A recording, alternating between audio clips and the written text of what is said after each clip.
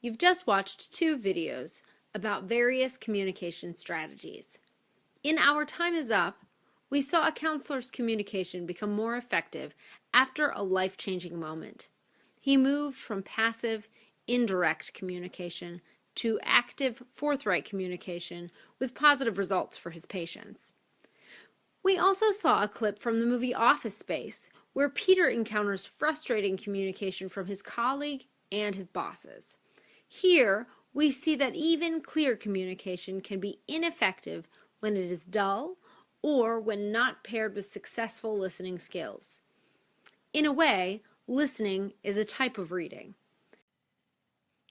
As when you listen to a friend or a peer, reading requires engaging with a communicator and actively evaluating what he or she has to say.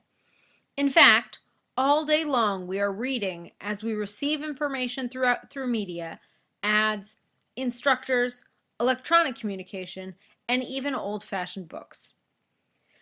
All of this and more comprises the communication we receive on a day-to-day basis.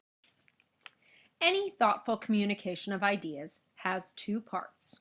First, a point is made, and second, that point is supported.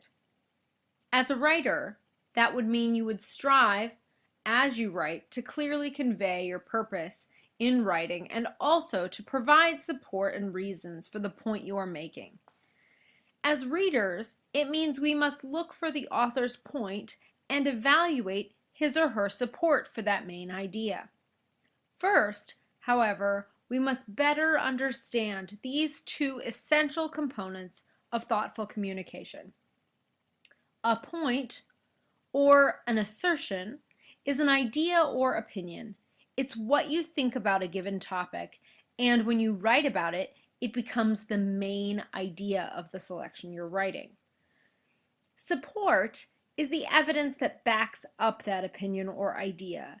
Support often takes the form of facts, examples, reasons, and details, though emotional and ethical appeals are also a form of support. So, good writers and speakers always make a point and then support that point, while good readers and listeners always recognize the point that the writer is making and identify and evaluate the writer or speaker's support. To read in this effective way, it is essential to think as you read, actively taking in and dialoguing with the information you receive. 3 strategies may help you to enter into active reading. 1. Look for general versus specific ideas. Often, an author will support her point by providing specifics related to her point. By separating general and specific ideas, you can identify the main points and separate them from supporting points. Number 2, use the topic to lead you to the main idea. Once you've identified the topic of a selection, it will be much easier to identify the writer's opinion on that topic.